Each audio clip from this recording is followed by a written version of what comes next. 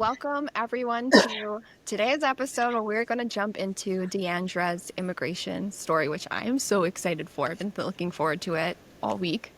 And I would like to start with the question of why Canada? Like were you always, because you came here so young, like, did you just always know? Did you have a friend that did it and you just sort of followed in their footsteps? Like, what was the initial motivation?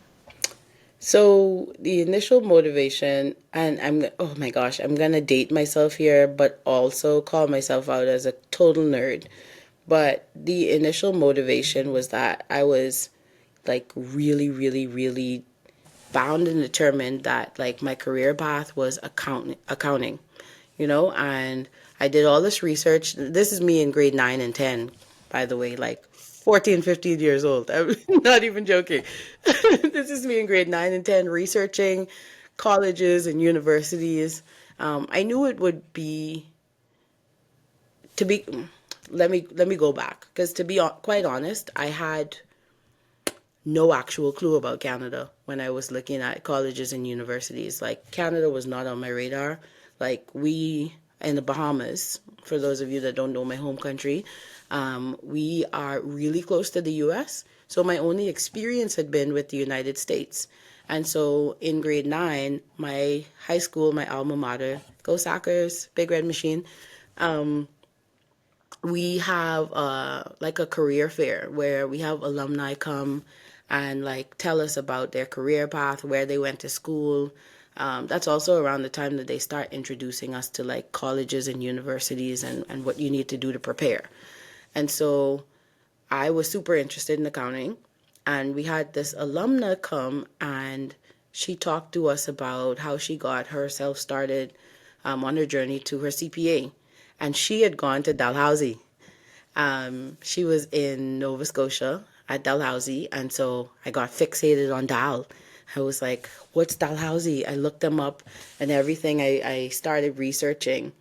And as I started researching, I stumbled on more universities in Nova Scotia, more universities in Canada on the whole. And when I got fast forward to grade 11, I was preparing for lots of things, but preparing for my grade 12 year last year, you're kind of trying to get everything in place. And I found out about Acadia University, which I eventually went to. And at the time, my cousin was also applying to Acadia, and she told me that I already sent in my application. Like, you can apply early, and you'll get a conditional acceptance until you get your final scores in grade 12. Right. So Yeah. in grade 11, I was accepted into Acadia. Oh my God, I was gonna say they do a similar thing in Canada, but I think it's like first semester of grade 12 you could Yeah, get, and but then you obviously have to finish the second semester, and yeah, if you have scholarships or anything like that, they might be conditional on the grades, so you might lose them yes, based on your final grade, but yeah. not grade 11. Not that I've ever heard of. Yeah, it was grade 11. I was shocked when my cousin gave me that information too. I was like, I can apply now? And so I did. And I got accepted. And it was obviously based on my final scores in grade 12 and my national exam scores and everything. But I was focused, determined, very like decisive. After I found out about Acadia, I didn't apply anywhere else. Like, I was like, I'm going here. Their business program is amazing. This is where I'm going. And so that was really what started my journey with Canada. Like, I had opportunities to get scholarships in the United States, Hmm. to a couple of schools. But what really, like, when me and my mom were talking about it, what really made Canada the forerunner was that it was a safer place in general. Hmm. Being a young black woman going abroad to school, Right. my mom was really, really concerned about my safety because I'd be living without any family around, right?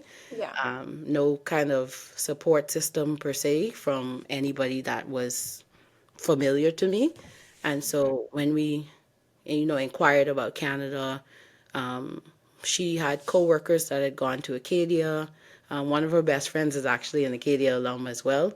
And we just decided that that would like Canada was the best option in terms of my safety for me getting into a really great business school and affordability as well. Right, yeah, because you're paying international student fees, so they, I Yeah. mean, yeah, like lo even looking at the local fees, US is higher than Canada. So I imagine the international is like it's like a ratio thing that Yeah, they're. yeah, and the FX rate was in our favor, right? Like in the Bahamas, we have parity with US dollar, Mhm, and so even though we were paying higher international student fees, we still got a break because of the exchange rate, right? mhm, So that's what it came down to. It was safety, affordability, and just the caliber of the schools that were available to me. mhm. And once I kind of broke the seal, my sister followed me. My older sister also went to Nova Scotia to university. She was at Dal, so my dream got realized. We still had someone at Dal. You did Acadia, your sister did Dow. Yeah, yeah. So I went first because my sister was still finishing up an associate's degree at the college back home. Mhm. And so even though she's older than me, she just transferred credits and ended up going to Dal. So in my second year at Acadia, she came for her first year at Dal. Got it. That must have felt so like, did that feel like a relief to just have direct family? Yeah, it really was. But I kid you not, I think I've told you this story before. Nova Scotia, you remember when we were talking about the rural community Yeah, pilot? rural Yeah. communities, yes. I will always like have a really special place in my heart for Wolfville, Nova Scotia, because that little tiny town, that little blip on the map, is one of the most charming, welcoming, like just warm places you could ever go to, right? Like it's Mhm. all Acadia students, but after my first year, I lived off campus. I lived with this sweet little old lady who rented out her basement, and she would like look after me. Her and my mom got to be friends and everything. Like when my mom came to stay, they would hang out, and she took her around like Annapolis Valley, and they did things together. And that is so on brand for that area. Like the For people small are town just, Canada. yeah, the people are just so friendly. Like I had because one of the requirements at the time, I believe it's still a requirement, but if you're under 18 or 19 years old, based on the age of majority in the province, if you're coming as an international student, you have to have a custodian. Oh, yes. Yeah, Yeah, still a rule, still a yeah. requirement. Yeah, you have to have a custodian, and so I I had a classmate from high school whose Mhm. sister had gone to Acadia and was still living in Wolfville, and she signed to be my custodian. But once we got there, they have a host parent program. Mhm. And so I had host parents as well, and they would come pick me up on Sundays and like take me to Sunday dinner, and like I'd hang out at their place and everything. They had this like massive farm and horses and dogs and everything, and it was mind blowing, like coming from, a small island nation to seeing like so much land, like Yeah, so yeah. much land, like a different climate, right? Like we're a tropical climate, in the Bahamas, but Canada, like It's not. experiencing my first winter, it Yeah. was it was all of it Snow. was just crazy. Yeah, yeah.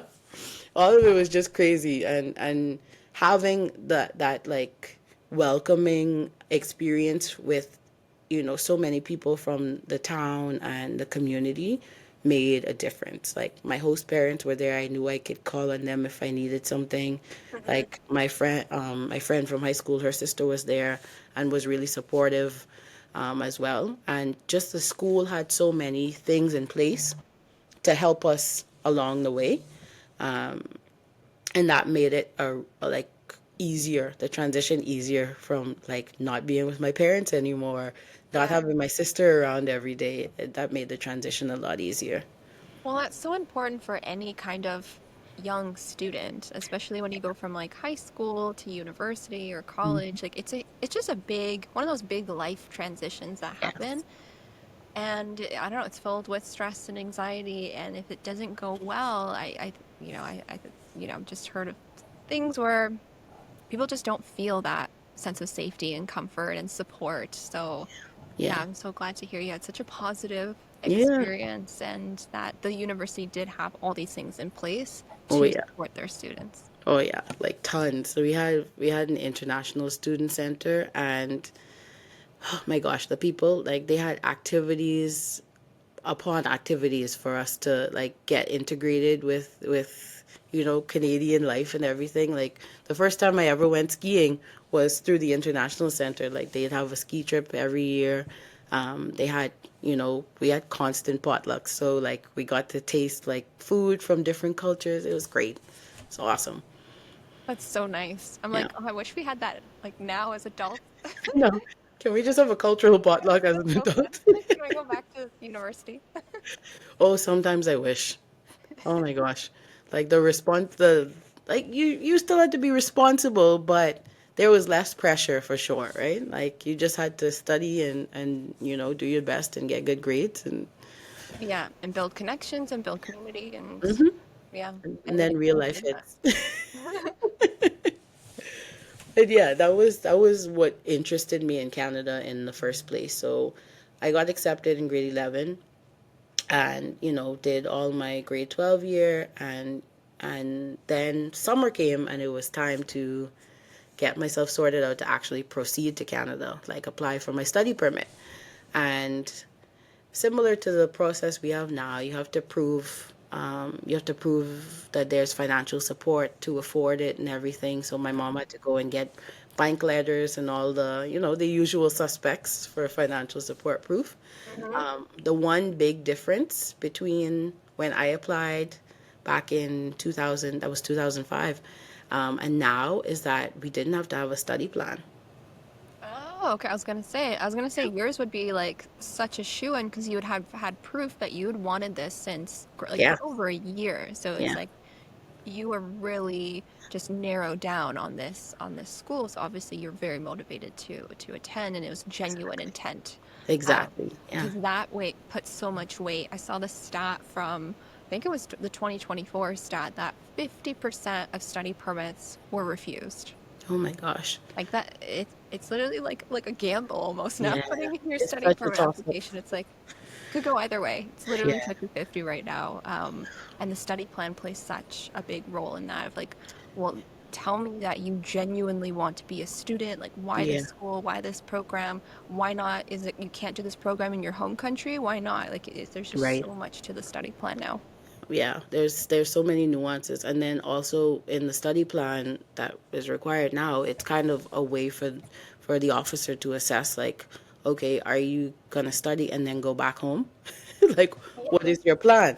And we didn't have to do that because I believe I'm not quite familiar with the political climate in Canada at the time, but that was that era where it was like, come study, stay, Yeah. right? But Yeah. my intention, I can tell you, my intention was not to stay. It really wasn't. Like my life would have had a whole different trajectory. I didn't decide to stay until I was almost done and Mhm. starting to like shop around for jobs at home, and the market was just so rough. Yeah. Like I had classmates, classmates that graduated before me that went back home and were having a hard time finding jobs in their field, hard time finding jobs in general. And so my mom and I just sat down and she was like, "Well, what if you stay?" Yeah. And were you in a program that led to a PGWP? It was, yeah. Okay. Yeah. I did the bachelor's in business administration at Acadia and I concentrated in accounting. And there wasn't really any restrictions, if I remember correctly, at the time. Like, you know how now they're like, you can get a PGWP if you're in these types of occupation, these types of study. Oh gosh, sorry, I Yeah, lost my word. it's These a list. programs, yes. Yeah, it's There's a list of programs that are eligible now, right? very restrictive. Yeah. Yes, and we didn't really have that. You just had to meet the criteria, right? And that was it. And so the question of like staying didn't come up until I was almost done. Hmm. It was not in the plan. So I came with the intent to study and then go back home. But I didn't have to prove that. So I didn't have to do the, the whole long drawn out study plan and everything, which is such a difference from now. Like there is so much more stringent to get a study permit now than it was in 2005. I mean, and another like huge difference that was recent was they started capping international students. So before Right. it was like as many as you please. Like Mm-hmm. schools could just Yeah. like it didn't matter the ratio or there were no rules Yeah. whatsoever. And so they've now capped how much each school can get in Yeah. terms of accepting international students. And there's like the provincial acceptance letter and all that That's stuff, or right. attestation letter. And um, yeah, it's so restrictive, so it's more competitive because there's Mm-hmm. literally spots now, whereas before Mm-hmm. it was a free for all, Yeah. and that 50% refusal rate. So it's hard to get it, and then it's hard to get approved. Yes, it's very hard to get it approved. And again, that was not the provincial attestation letter was not a requirement at the time. There was no, cap on how many students they admitted. I met the criteria. I applied and then got the letter that I was okay to proceed to Canada. And funny story, I remember because coming to school in Nova Scotia was the first time I had gone anywhere outside of like the US. And I mean, not just the US, outside of like Florida. Like, just Really? Florida, that's really close Like to the us. Bahamas or Florida? That's it. That's it. Like, not even the whole US. Like, I had not traveled beyond Florida before in my life. Um, And so I really came here like brand spanking new. I was like Wow. shiny and bright eyed and bushy tailed, like, but not completely naive. I do remember when we took a trip as a family before I actually proceeded to school, and then just me and my mom continued. Mhm. And I remember us, thank God my dad had traveled with us to Florida for our like family trip before I went, because they stopped us in the airport because I was a minor traveling with one parent, Oh. and the airline was like, we can't let you travel unless the other parent is here to sign a letter. And my dad had to come from the gate he was at to go back home and come sign the letter saying like he's given permission that I can travel with just my mom. So that was an interesting thing because I didn't even know that that was a thing because I'd always traveled with both my parents. Yeah. So that was an interesting part. And then when we got to the airport in Halifax and that was my first time meeting a CBSA officer. We had to come through immigration and customs, and then they kind of pulled us into a separate lineup because it was They'd my have to first issue the study permits. right They to do that issue the actual electronically. study permit. And pro tip here. The officer is going to ask you questions and you're going to be like, why are you asking me that? It's in it, you have it in front of you. This was my thought process the whole time. They were asking me questions and I'm like, I came to go to school. It's right there in the letter. Mhm. But at the time, without, my current experience, I didn't realize that, they're verifying. It's a verification process. It's to make sure that what you told us matches what you say today. So, Yes, 100%. And then I attended a training that was once done by a CBSA officer. It was an ex, like a retired CBSA officer. yeah.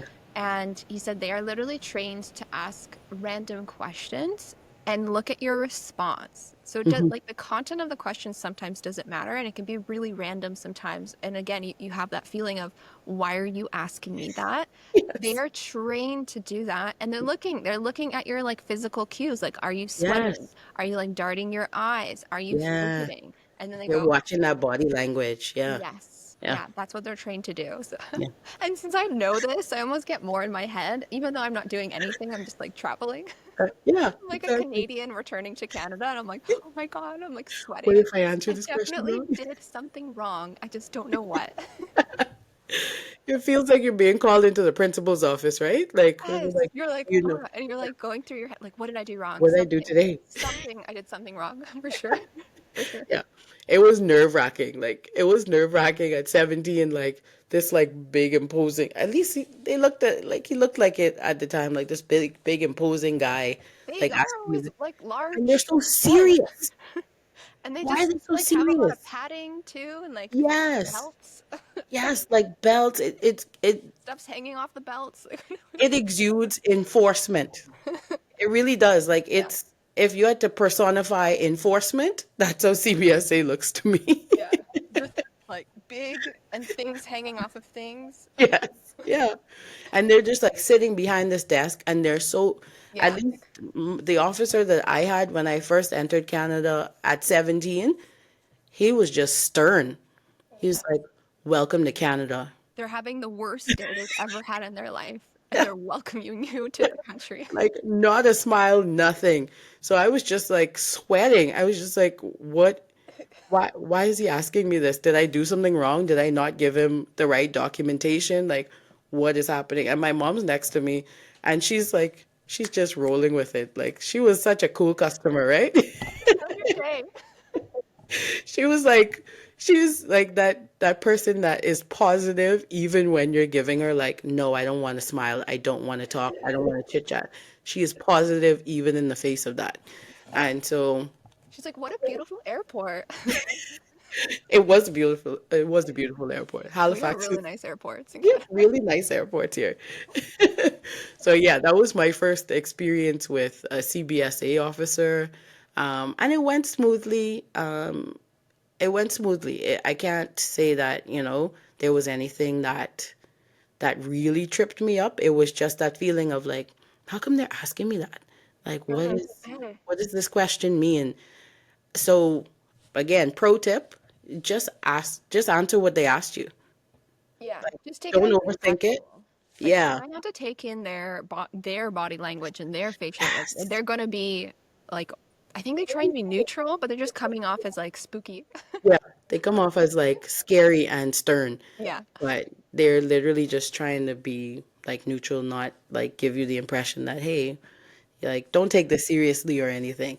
They need to come off as stern. So it was interesting. It was a very interesting experience. and you did it. You survived, and then you had that. The lessons learned for your future experiences, knowing like, okay, it's gonna be weird. I mean, Yeah. really, it's kind of a weird human interaction. Yeah. You're here, you're a student. Then what? Like how, because you went through all the layers of immigration. You are now a Canadian citizen. So what was the Yeah. next step after? You're like looking for jobs and thinking, okay, going back home, not great economically and career-wise right now. So did you start just like mass applying for jobs in your area or all of Canada? What was your next like strategic step? So I did. I started applying for jobs. I knew that as much as I loved Nova Scotia, I had the opportunity while I was at school to like travel a bit and everything. And one particular trip arranged by the school, again, great school, arranged by the school, is that we got to come to Ottawa. And I fell in love with Ottawa. I was like, oh my gosh, this is like this really nice city. It's a bigger city, but it still has that like hometown feel. So it gave me the vibe of like Nova Scotia, the warmth and everything, but it had like great shopping. And Yeah, then I like was between resources. two, yeah, and then I was between two like even bigger cities where I could like have access to even more things like entertainment and shopping and all that stuff between Toronto and Montreal. So I fell in love with Ottawa, and much like my journey for studies, I got fixated. And I was like, that's where I'm going. That's where I'm going to work. And so I started applying for jobs in Ottawa, landed one with a small accounting firm, and moved out to Ottawa.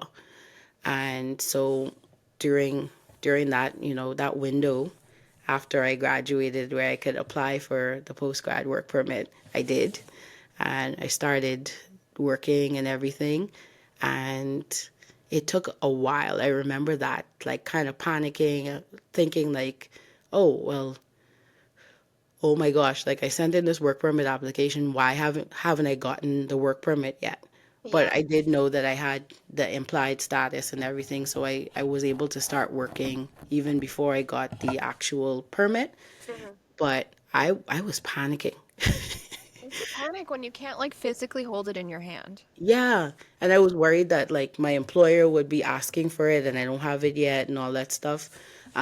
But it just took a while. It took a while, but it came when it came and everything was okay. The one thing I didn't mention is that during my studies, one of the things that happened is that a couple of the courses that were required for me to graduate were not available in my last semester. So I Mhm. actually had to apply for an extension of my study permit so I could like do the next semester and take those like few courses that I still had to do. And funny enough, as I was preparing for us to record this, I went through my email and I found all the documents that were needed for me to apply for the study permit extension. And it kind of got my brain going. And I went down the rabbit hole, my favorite place, and Mhm. and stumbled on all the documents that I submitted for like my application forms and all the documents I submitted for my work permit, for my PR, for my citizenship. And you know as well as I do as a consultant, right? Documentation matters.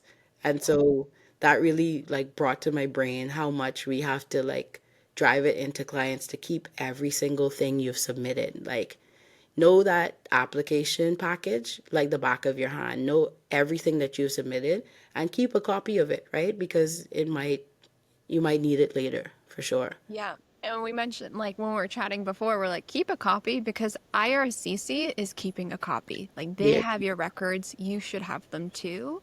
Oh yeah. And then when you get, like, because it happens sometimes with the PR, you'll get like a random request. And they're Hmm. like, I've had them, and they're so vague sometimes, like, Yeah. please send in your address history again.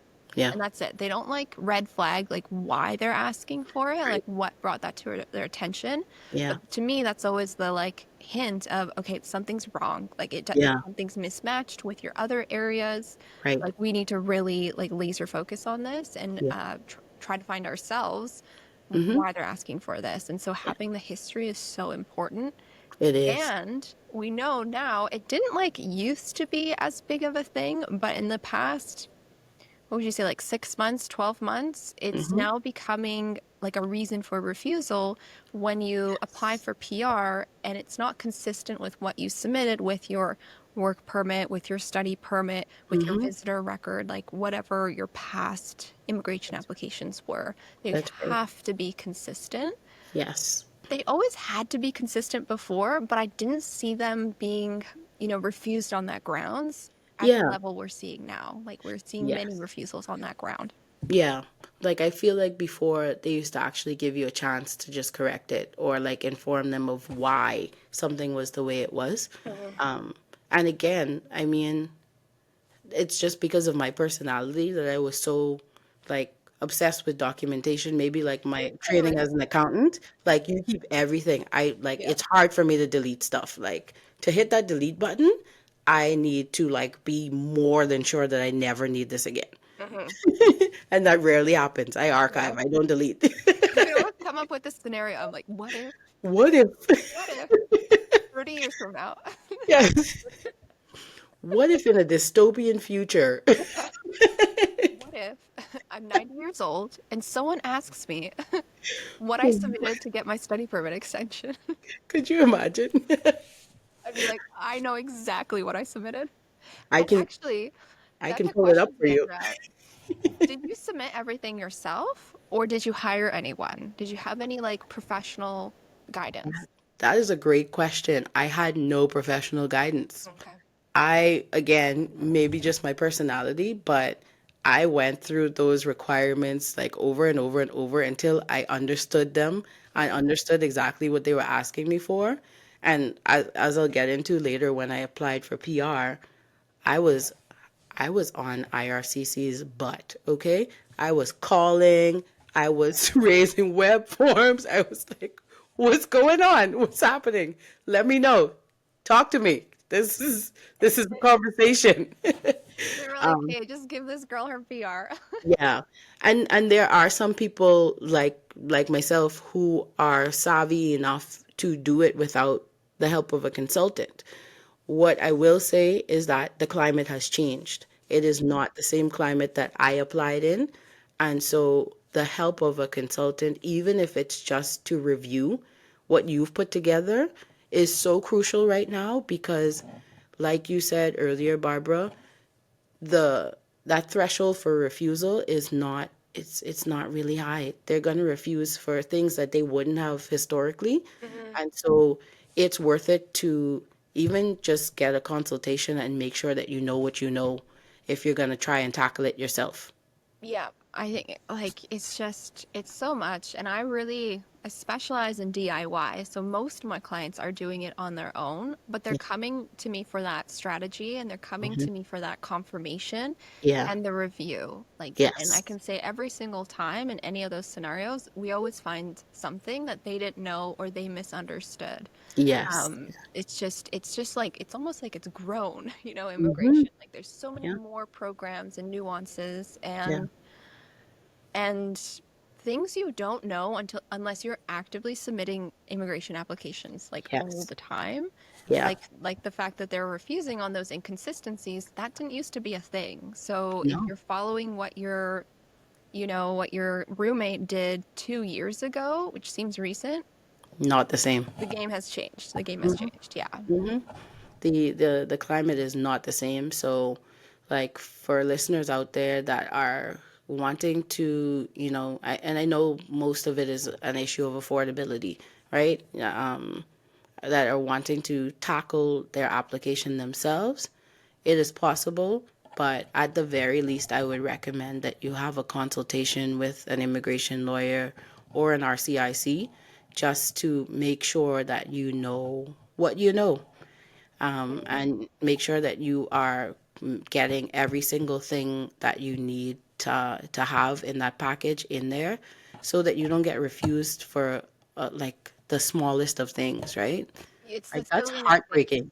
Yeah, it's the silly mistakes that get you and Yeah, they're so avoidable. they are. They're They're avoidable. Just talk to a professional and get some advice before Yeah. you try to dive into it.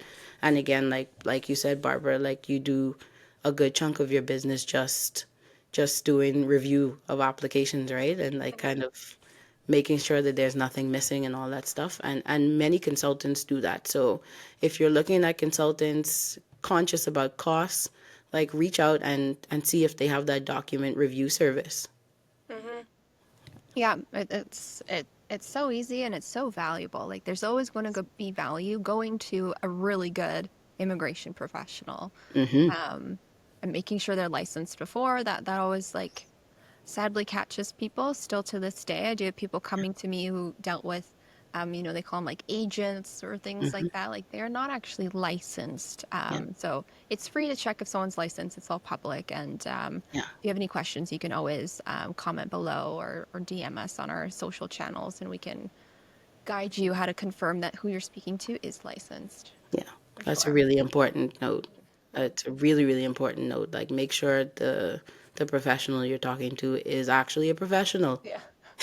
Like Too many scams out there. they're not like, oh, I'll help you. Right. I did Go to one. school, but Yeah. Didn't do any immigration applications ever, but I know like I've seen videos on TikTok, so I know exactly how to do yeah, I've this. seen Barbara's videos on TikTok. But your videos are awesome. They're very informative. You probably could become an RCIC based on my Your videos are really informative. Different. videos. Different. Yeah, I don't go deep. I'm like, here's everything in my brain. Brain dump. There you go, Hopefully guys. it'll help. But yeah, it's really important to do that, right? Like make sure that if you are doing it yourself, you have all the information and you don't miss anything. Luckily, I'm a super duper keener and I didn't miss anything and got my study permit extension and all was well in the world. Mhm. Same thing with my work permit. So as an overview, I did all of my applications myself.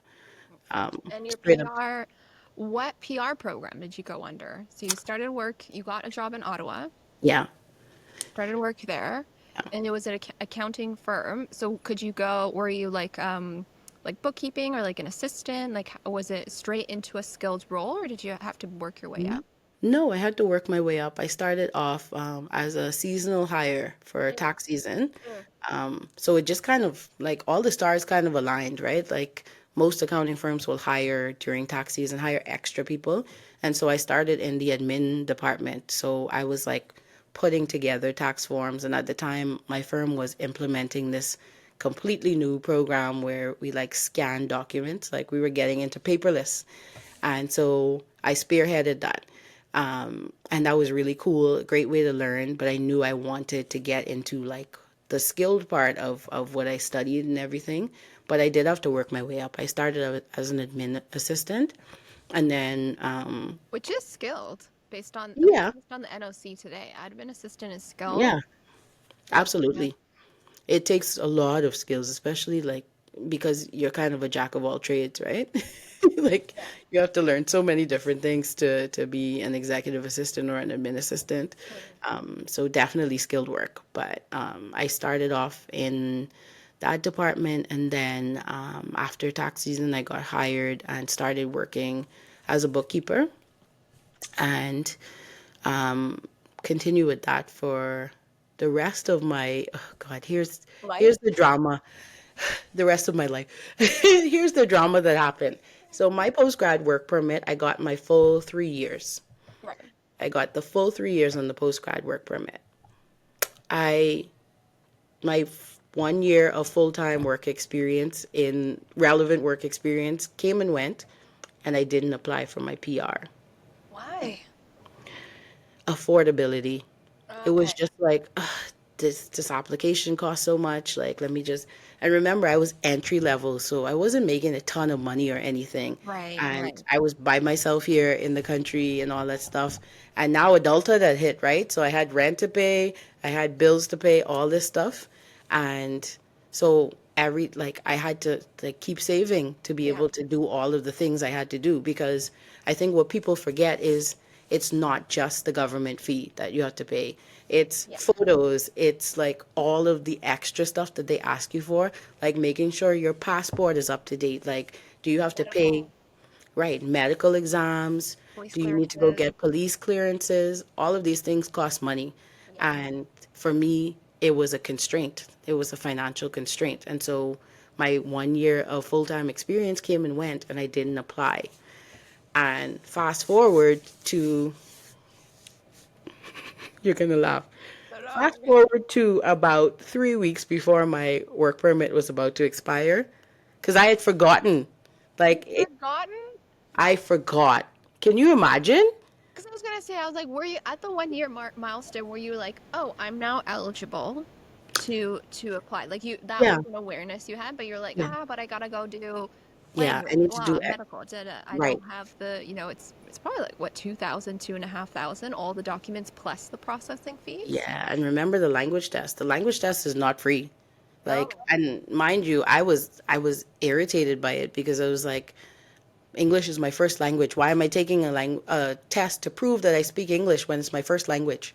I know. People from England are like, I'm literally from I'm literally from England. where we got it from. This I was made me. England-ish. This was me. And the Bahamas is a Commonwealth country, right? So very like very British influenced, right? And so I was like, where am I going to find the money to do all of Yeah, this? you're like, I'm just gonna not do it. Yeah. And I want to be real with you guys about that because that's the case for a lot of students transitioning from post grad work permit to PR. It's like and fees have gone up obviously since then. Like the government fees have gone up, the language test fees have increased. Everything has gone up in price.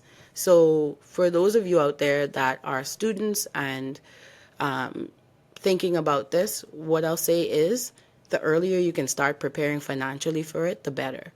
Like start putting aside a little bit at a time. You know what, too, is interesting? They just changed the requirement for PGWP, and you have to have an English test. And it's that general test that you would That's use for right. PR. That's That right. I just met with the client, and like she's nearly ready for PR, and she's like, "Oh, I already have it because I had to have it." She's just like, I "It was had to have it for the yeah." postgrad. And I'm Yeah. like, honestly, Which is kind of great. a good thing. Yeah. Yeah. It's kind of a good thing because your language test is good for 2 years, right? Mhm. Mhm.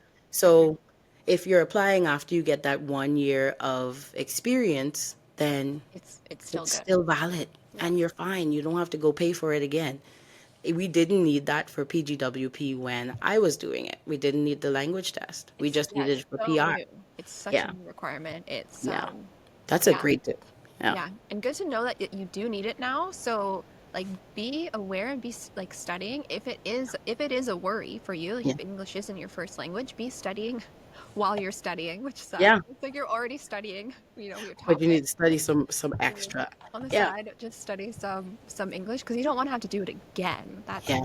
you got to pay every time you do it. Every single time. You can do it as much as you want because I get that question like, "Oh, can I do it again?" And it's like, "Yes, but you Yeah. pay for it." So Hmm.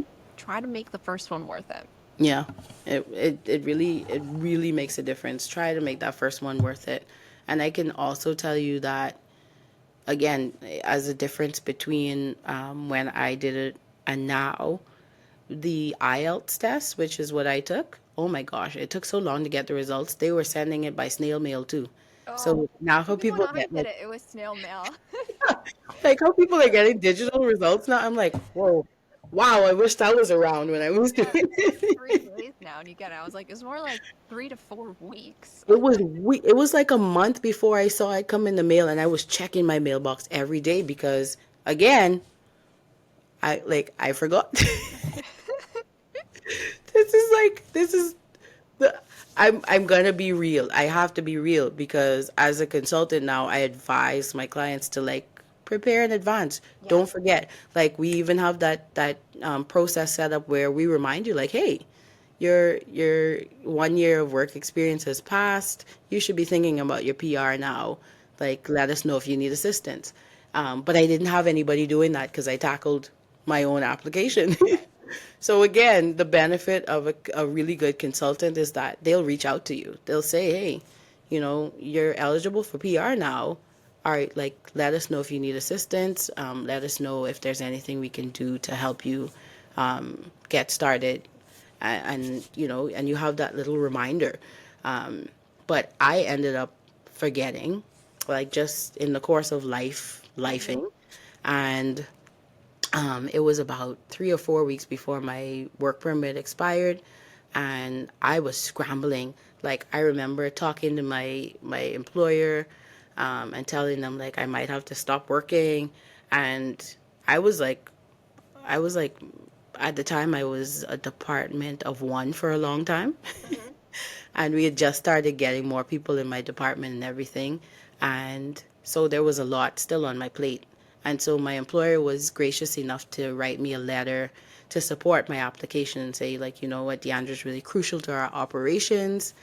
This is what she does. This is like her role here. If there's any information you need from us to help facilitate our application, all that stuff. And another pro tip, these things don't hurt, right? The more Yeah. support you have in your applications, the better. If there's something that your employer is willing to do to help you make your application more favorable, definitely like call on those resources, right? Hmm. Hmm. And I was grateful. I was lucky enough to have an employer that did that for me. I sent in everything. That was around the time when the bridging open work permit became a thing as well. Okay, I was So gonna ask. So yes, yeah, that's what today saved me that's okay because today it's like you have to get your PR in before your work permit before the expiry. expires. Yes, Well, I mean, you can, they changed the rules a bit, so you can do it on like in your restoration period and maintain status as well, but it's just so risky doing it that way. You do yeah, risk not being able to work for a certain period, yeah, potentially. So yeah, it's like still you want to try to do it yeah. before. So in that 3 week period, did you submit PR and submit the bridging open work in? I Well, submitted bridging open work? everything. I can't tell you how many phone calls I had with IRCC in that like 3 to 4 week period. It was insane. I was like, what do I do? What, again, the risk you take when you're not working with somebody that knows the ins and outs of these application processes. Yeah. Because I had to sit on the phone during my workday, by the way. I was just listening to hold music the whole time. I'm like working on files It's and hold hours. music. That was my life. Well, and like I have seen them, and I've seen like LinkedIn posts about this too. Like I've seen them give incorrect advice because they're not consultants That or happened. lawyers. They're agents. They're They're literally agents. call center Yeah. agents. Yeah, that happened to me. That happened to me as well. And that is how I learned that I need to keep. That's why I spent so much time on the phone. I realized, okay, this agent said one thing and that agent said the other. So I kept calling until I got a few answers that matched, Mm. right? In addition to like online research and everything, I kept calling until I got a consensus from a couple of agents rather than Just the one time gamut call of. and then not know. Like, Yeah, because had I again, not done that, I wouldn't have known about the bridging open work permit. yeah, and That's what again, I found out. it's not authority. Like they Mhm. are a government employee Yeah. manning the lines at the Hmm. immigration call center. Yeah. And so people do take like, oh, they told me this, and I'm like, I don't know what to That tell doesn't. you except that it's not the first time I've heard them give incorrect advice. I once Hmm. had them tell, this was actually in person at the airport. This like man was coming in, grown man, like mid 30s, like Yeah. it was very clear this was a grown man, and he asked, saying like, "Oh, my parents are Canadian. Can they sponsor me?" And the officer told him yes at the airport. And so he came in, it's an appointment. Oh, the officer at the airport told me my parents can sponsor me. Parents can sponsor dependent children And then children. under the age of 22. This was like a large mid 30s man. I'm like, I Yeah. don't, and he would have had his They can't. passport. So he's not like, he's like, oh, I think you're 20. Right. You couldn't like mistake and be like, oh, I thought he Yeah. was under 22.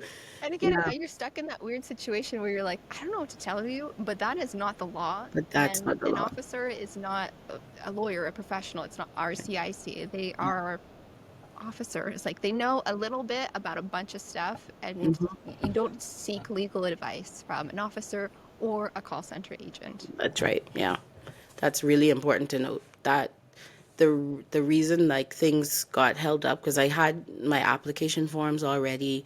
I got all the photos and everything that I needed. I had the language test results, all of that. But I was like, well, how do I work? How do I keep my job? And I wouldn't have known about that bridging open work permit if I hadn't kept calling because the first officer I talked to was just like, well, you just gotta send it in and wait to hear from us. Like he was just really nonchalant. I'm like, sir, my work permit is about to expire in a few weeks. I don't think you understand the gravity of my situation. And Let's so wait. yeah, so I kept on them. I called and I talked to agent after agent until a few answers matched and then I was like, okay, this is my strategy. This is what I'm doing. And so I got my PR application in, sent it to the processing the center in Sydney, Nova Scotia, and I was eligible for Canadian experience class, by the way, because I had attended school here and all that stuff, and I was working in the country. So I sent it into Sydney, Nova Scotia By uh, mail? by mail. By mail. That's right. I had to go UPS and make sure if you, I mean On time, it's yeah. kind of a moot point, but make sure you have tracking if you have to send in a paper application. Tracking. Yeah. Make Oh, sure I would have because no idea if they got it. Yeah. yeah, um and the other thing was that I needed to oh gosh, I it was the tracking and just being able to have follow up, right? Like Mm. I kept calling. I was like, was my application received yet? Like I didn't wait for them to send me that like note that hey, we received your application. It's passed the completeness check. Which Didn't comes wait. months later when it was paper. But it didn't at the time. My completeness check, like that confirmation that we've received it and the application is complete, came within weeks. Oh, Processing times were, I have to say, amazing back then because from the time I submitted my PR application, I it took maybe, don't quote me on this, but I think maybe about four to maximum 6 months, and I had my PR. Damn. That's really good for a mailed application. Yeah, it was not long at all. It was not long at all. I know some people right now that have been waiting for a year just to get a PGWP like decision. So for PR to like move that quickly is crazy. Hmm. So it didn't take long. And after I had sent in the PR application, in fact, I sent both at the same time. I applied for the Bridging Open Work Permit, Hmm. um, like included my employer letter and all that stuff in with the Bridging Open Work Permit as well to like show like, hey, I there's a reason for me to need to continue Working. working and all that. Um, and I actually, again, rookie mistakes, right? Like without having a consultant guiding me, Hmm. um, I accidentally paid for it twice because I wasn't sure. There was something that happened. I can't remember it right now, but I ended up receiving two work permits. Like they didn't catch it and they processed two. Oh, And so there was one with this like shorter period for my bridging open work permit and then one with a longer period. And when I called them and I said I got two, I was expecting to get a refund, right? yeah. I was like, they're gonna catch it. Like, because it was my fault, I accidentally did it. They did not catch it and they issued me two work permits. Because normally, yeah, now, I mean, because everything's digitized and online Yeah, now, like, yeah, yeah, if you did that by accident, they're really good at refunding fees, but it's probably because they already, like, an officer took the time to look at it, process it, yes, issue it, mail it to you, and they're like, yeah, that is what your fee pays for, and we did it, so we're correct. not refunding. Yeah. So I had two work permits and then I was, From like panicking to like, here's two. yeah, panicking, double for your trouble. There you go. You can work twice as much. Yeah, have as many jobs as you want. It was so funny. It was crazy. But that, like, after that, everything calmed down because now I have the protection and kind of freedom of PR, and that even opened up the door for me to travel more and everything because now I'm not so worried about like coming in and out. And so, and key thing is that I didn't move. Like when all of that drama was happening, I did not move. I made sure I stayed in the country. Like I was planning a visit back home, and I was like, nope, it's got to wait until after I get the PR. Gotta Yeah, wait. you And you had your goal, your focus. yeah, and I think people forget that too, right? Like that sometimes it's not all the time, but sometimes you can't move until something is processed, Yeah, right? Like you shouldn't leave the country because it will be difficult to get back in yeah, or you'll be sent back, right? And so even though I don't think I would have had a problem with re-entry, I decided to stay put just to make assurance double sure. yeah. Just to make sure I wasn't gonna have any problems or nothing would come up. But after that, everything was kind of smooth. I honestly, I've run the gauntlet of immigration because I had to renew my PR after 5 years. So I met my physical presence requirement and all that stuff, and ended up having to renew my PR card. Hmm. But when I did that renewal, that was the trigger for me to apply for citizenship because I was like, I don't want to do this every 5 years. Hmm. Like, and they're asking you for that address history and employment history and all that to renew and everything. And I was Yeah, like, this is tedious. I might as well just be just apply for citizenship so I don't have to keep doing this. yeah, And so that's what prompted me. Like that's what pushed me to do citizenship. I'm like, I'm not gonna keep doing this every 5 years. This is crazy. yeah. And I had known one of my classmates at Acadia, her mom, she was born in Canada, but her mom was not. And she was a PR. She had renewed her PR like all of this girl's life. She just kept renewing PR. And when we were at Acadia, she was like, "Oh yeah, I applied for citizenship finally. Like, like we'll have the same passports as our children." And I remembered her in the moment when I had to renew my PR. I was like, "I don't want to do that. Like, I You're don't like, want to do it. I'm not doing that. I'm not gonna do it. Forget it." And that's what prompted me to apply for citizenship. I applied for citizenship in the thick of COVID. That was another reason that I ended up applying because I finally had the time to sit down and look at things, you know? Yeah, that's true. COVID was good for something. Yeah, I wasn't like commuting to work every day and life and everything. So Yeah. like when COVID, like when we got shut down and everybody was working from home, I was like, I think I'll apply for citizenship now. And I sat down, I did my application. Citizenship applications were still on paper then.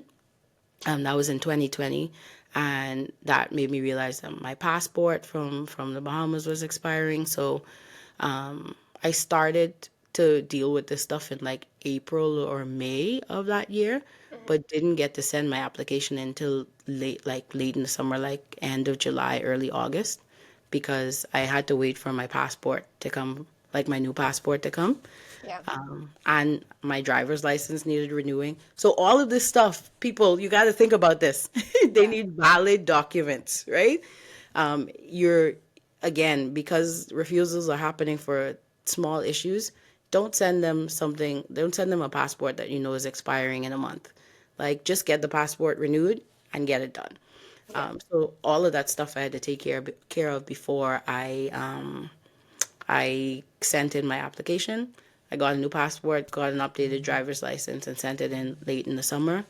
And it took a long time for things to start moving. So with citizenship, what they do is a few steps. So they check your background. So they're looking for criminal history, all of that stuff.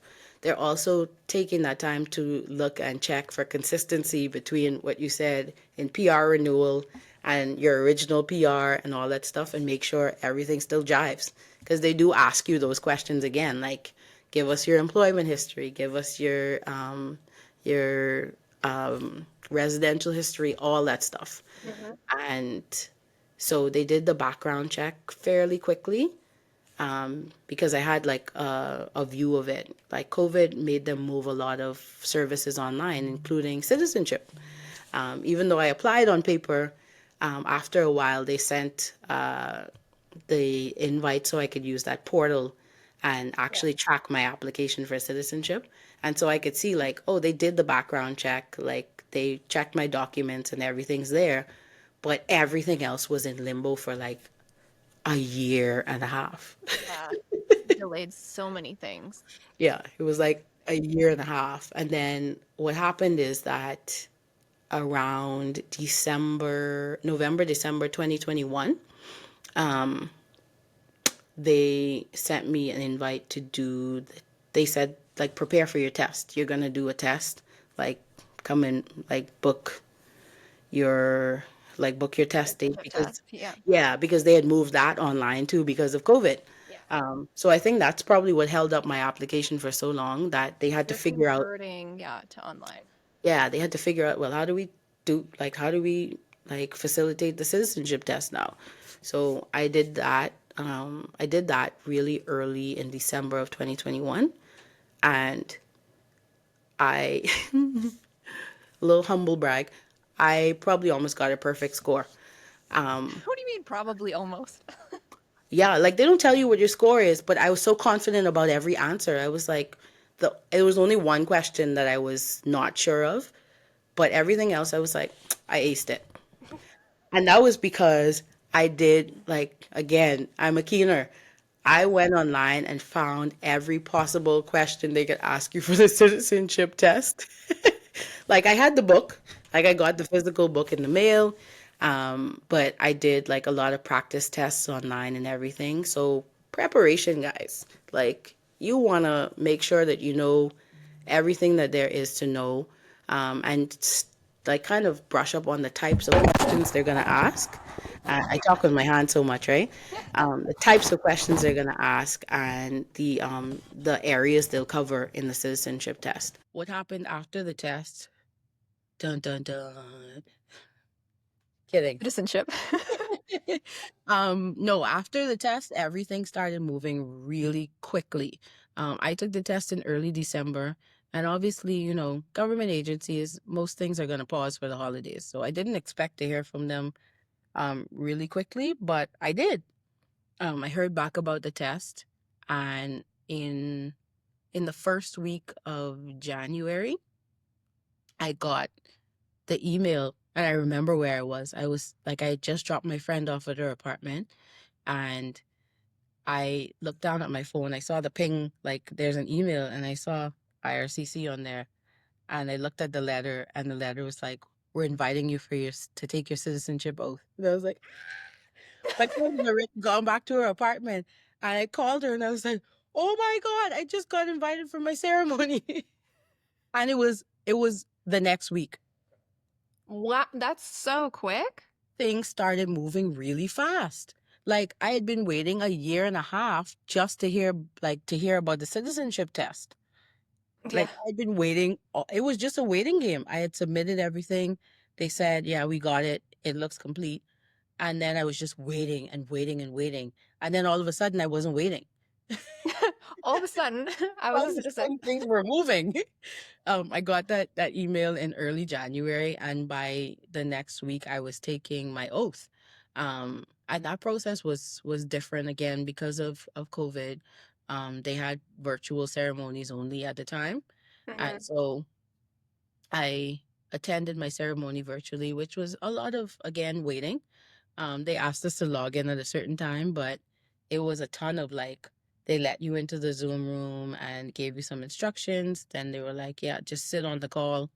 And we were like, it was a bunch of us there. Like, it's like Hollywood Squares, right? Like, we were just there in our little square. And a lot of people like were super festive about it. Like they had their families there and they had their Canadian flags up. It was still a celebration, right? Oh, that's so sweet. Oh, like gave me goosebumps because Yeah. I remember mine. Like Yeah. I was a kid, I remember mine. I don't think I really understood the importance of it, but I do remember we got sushi for lunch, and I'm like, Ooh, that was fancy. a good day. I love sushi. It was really still a celebratory atmosphere where I didn't expect it to be because it was virtual. I didn't know what to expect. They didn't really tell you except that like you need to have your PR card handy because you'll have to hold it up so they can verify. You Yeah. need to have the information in the letter, all that stuff. Some of the things that happened during that call, before we actually took the oath, they verified us. So they put us in breakout rooms and like called us one by one. Hmm. And then we had to like hold up our PR card so that the IRCC representative could verify who we were and that we were supposed to be in the ceremony that day and all that stuff. Um, and lots of waiting. And then at one point we had to show them on camera that we cut up our PR cards. Like we cut it into pieces and I was just like, How stressful. Can you imagine if you did it and they were like, no, not yet? and I'm You're such like, a oh rule my follower, God. right? Like even when they told us like, yeah, go ahead and cut up your card, I was like, actually, like Say when. well Say now, when. like my scissors was there for. So when they even told us, I was still like hesitant. Like, are we seriously cutting up our status document here? So yeah, we did that, and then the judge came on to do the oath with us, Mhm. and here's what I want you guys to know out there. You think that, just like you were saying, Barbara, you remember it, right? And you think that it's going to be one thing, but the citizenship oath, the ceremony, all of the things that surrounded taking the oath and actually like repeating the oath was surprisingly more poignant than I thought it would be. Like I had tears in my eyes as I did it because they talked so like the judge came and talked so much about like what it means to be a Canadian, like the values that Canada stands for, all of this stuff, and then just repeating the oath was like it was actually really moving, and I didn't expect it to be. I was just like, "Ugh, we're just Over gonna use Zoom too. words." You kind of just think like, well, the oath is there in the booklet when you're studying, so you're gonna have to say it. Hmm. But like after they've kind of given you that rundown of like what it means and everything, it was surprisingly really poignant and like it was a tearjerker. Like I had tears in my eyes. Um, and it was a really big moment for me too because I think what it makes you realize is it makes you think back on your journey. Mm, yes. And that's what got me. I was thinking about like how over the course of coming here as a student, like my mom encouraging me to stay, like getting my first job and staying as a worker, getting PR and all of the drama surrounding that just from my own like silliness and forgetfulness, like it made me really tear up because during that time my life had changed so much. And Yeah. I also lost my mom before I got my citizenship. Uh, Oh. and that was hard. It was hard. It made me think back about my journey. It made me think how proud my mom would have been Mhm. to see like all of this that she thought about. Because really, my mom was the catalyst for me staying in Canada. My whole plan was always like get the degree and go back home, you know? Yeah. Yeah. And, and my mom loved Canada from the first time she touched down here until the day she died. Like if she was still here, she would be here with me. Like 100%. I would have gone through another portion of Canadian immigration with sponsoring my mom because she would have been here with me. Um, and that's the kind of thing that ran through my mind during that citizenship ceremony. So don't be surprised if you get a little teary eyed. Don't be surprised if it feels a little like a little bit more um what's the word I'm looking for? If it feels a little bit more Or like meaningful than you thought. Yeah. yeah, you're like, oh God, another Zoom? Like how many have we been on? Yeah. I mean, luckily now they have in-person ceremonies again. Uh, Yeah, but they still kept the they Zoom. I still saw have the the last virtual. stat was like more than half are still on Zoom, Yeah, but so it can which is still, yeah, convenient. can still be Yeah, meaningful either way. And it was, yeah. don't And we forget still to got to take celebrate a it. picture with the judge. Like I still have my picture where like she like they gave us really clear instructions. That's one thing I can say with that process. They really nailed down like step by step, this is what we want you to do, because we had really clear instructions. And she said, well, now that we've taken the oath and you guys are officially citizens and everything, to commemorate the day, we'll have a period where you can take a picture. And so they turned off the setting in Zoom where you can see all the participants and you Hmm. can only see the judge. And she said, well, now you can turn your computer or your device and like put yourself in the front of the camera. So my citizenship picture is like the judge on my screen, and like I'm here, like it's like a selfie. Oh I, my God, so cute. That I that's still have my so well picture. thought out. Like the detail, the fact that they thought of each element like That, that. yeah, that's what got me. I was like, they had to pivot so fast for a lot of this stuff, but they really did think out the details of it. And Mm. that was like, I didn't even think of like, I'm like, I'll probably take a picture or something. I was thinking like maybe I'll take pictures with my kids after or something, but like they thought you might want a picture with the judge who like watched you swear your oath. And it Mhm. was so cool. I still have my picture to this day. That's so sweet. So, Yeah. so sweet. Yeah, it's yeah, there's certain elements of Canadian immigration where you're like, wow, this was well thought out. Like someone was thinking Yeah, when exactly. they came up with all of this. And yeah, what a beautiful journey. Like just from student, student extension, postgrad work permit, Yep. PR, bridging open work permit, and The then two of citizenship. them. Like, Don't forget there was yeah, two work permits. two, just in case, doubled up. Double the work. Like that's just so many applications over so many years. Yeah. Is there, as like a closing question, is there anything you feel you wish you knew at the very beginning? Like, is there anything that would have made a difference? Is there a piece of advice you would have given yourself when you were 17 and starting this journey? Boy, that's a good question. Oh my gosh. Were you trying to trip me up? Yeah. Total like there you go. Um Things that I wished I knew in the beginning. One that I had financially prepared beforehand. Like Mm. even the smallest of savings, um, even the smallest of savings over time will build up and you're able to get yourself sorted out with your application fees and everything. Um, Preparation, like just preparing things beforehand, like your finances, like knowing that, hey, I need this much lead time because it's gonna take a while to get those English language results, or it's going to take a while for me to get a police certificate from back home. And that's especially important if you've lived in a few countries before you came to Canada, right? Like, so if you got to request a police certificate from somewhere in the Caribbean, somewhere in Europe, somewhere in the United States, it's a lot of work. It's a lot of legwork.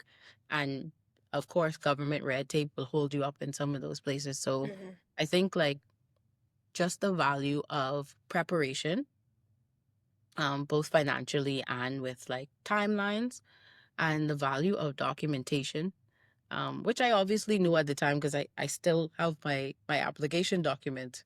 But I think it's something really great to stress to our listeners because a lot of people don't think about it. Like you just want to fill out the application and get it done, right? Yeah. But with the scrutiny that we're having right now from officers, it's so important to make sure that you have a copy of what you sent in and you can keep that copy. Because remember my journey, like I had to keep talking about the same like address history, the same work history, and adding to it. So the documentation really helped because when I did my citizenship application, I was able to go back to my PR application and get like postal codes from old addresses and stuff. Because who remembers that stuff? Like, I who don't. remembers that? I don't. And again, one of the things that really helped me is my Gmail, like my email account. Like the searches, it was crazy. Like I was able to go back and help myself with the physical presence calculator for the citizenship application. I was able to go back and see every single time I left the country. Like I could go and find my old flight itineraries from WestJet and Air Canada and whatever airline I took and see how long I was out of the country, put that into the physical presence calculator and boom, it was done. Yeah. So things like that, like just keeping records. Like record keeping is big for these applications, and remember that just because you've gotten the status now, until you get to citizenship, keep your documents because you never know when you'll need it, right? Like Yeah. you don't want to get tripped up on a question just because like it was 10 years ago and you can't remember. Like you Yeah. won't be able to remember that stuff, but the documentation is your tool, right? Yeah. And IRCC is keeping the record, as we said, so you should keep the record too. And it just makes your life easier. It's a copy and paste than a like, oh my God, I where know. was I 10 years ago? Right. And if you've moved What a is lot, life? it's honestly a nightmare if you're a person that has moved a lot. Oh my God. Even within Canada, I'm not even talking about moving between countries. If you've moved a lot within Canada, Yeah. that address history page is going to be a nightmare for you. Hmm. Remembering, and they want full address. They like your unit number, the street Yeah. number, Yeah, unit. address, the postal code, everything. They want the full address, right? So keeping Yeah. things like your old leases from apartment rentals or like house rentals important because that's how I remembered a lot of my information, right? Yeah. I was able to get my Documentation. email. Yeah, Yeah. Yeah. 100% Research, documentation, and yeah, we can definitely preparation. see how that played a huge role in your story and a huge role in your success as well. Like that definitely helped you. Um, but yeah, that was so beautiful. Thank you so much for sharing your story. I know it's going to hit with a lot of listeners, a lot of immigrants that are coming in, because going from student to citizen is very common, extremely common, and it's a tough journey. You need that courage, you need Yeah. that bravery, which you had as a cute little 17-year-old coming to Canada. Oh my gosh. Like when I look back at pictures from then right now, I'm just like, whoa. Like who Who thought is of she? that idea for a kid that's 17 to like move across the world? It's just like, was I crazy? What's happening? But it changed the trajectory of my life. If I had gone back home, I probably wouldn't have my two beautiful kids. I wouldn't have the career that I've had.